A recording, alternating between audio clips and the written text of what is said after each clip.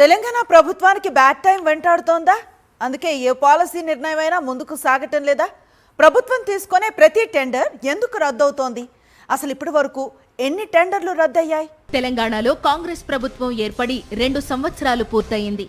పాలనలోకి వచ్చినప్పటి నుంచి ఈ 24 నెలల కాలంలో రేవంత్ రెడ్డి ప్రభుత్వం అనేక పాలసీ నిర్ణయాలు తీసుకుంది. వాటి అమలు కోసం టెండర్ల ప్రక్రియ మొదలుపెట్టిన ప్రభుత్వానికి చేదు అనుభవాలు ఎదురవుతున్నాయి.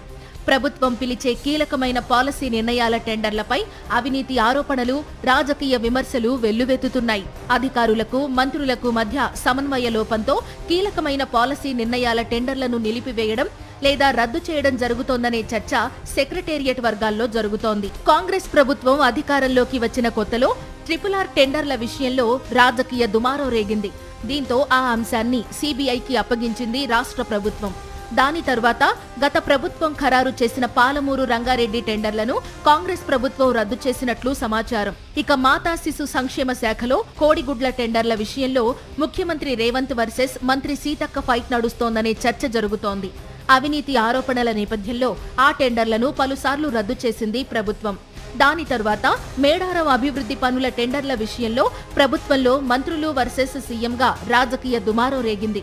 సంబంధిత శాఖ మంత్రికి తెలియకుండానే టెండర్లను పిలిచారని, ఇందులో ముఖ్యమంత్రి రేవంత్ రెడ్డి కలగజేసుకున్నారని అప్పట్లో సెక్రటేరియట్లో చర్చ జరిగింది. ఆ టెండర్ల ప్రక్రియ గుట్టుచప్పుడు కాకుండానే జరిగిందని ఇప్పటికీ అధికార వర్గాల్లో మాట్లాడుకుంటున్నారు.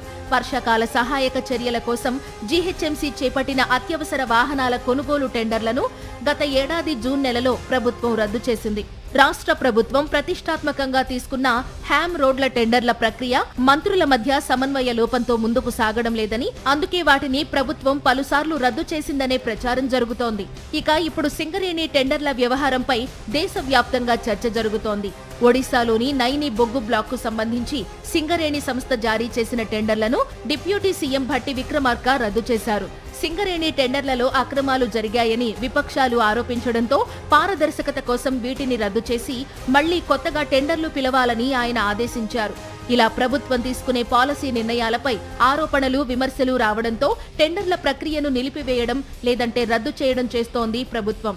ఇలా పదే పలు టెండర్లు రద్దు కావడానికి కారణాలు మంత్రులకు, అధికారులకు మధ్య సమన్వయ లోపమనే చర్చ సెక్రటేరియట్ వర్గాల్లో గట్టిగా జరుగుతోంది. దీనిని సెట్ చేయకపోతే రాబోయే రోజుల్లో ఇలాంటి ఘటనలు పునరావృతం అవుతాయని రాజకీయ విశ్లేషకులు అభిప్రాయపడుతున్నారు.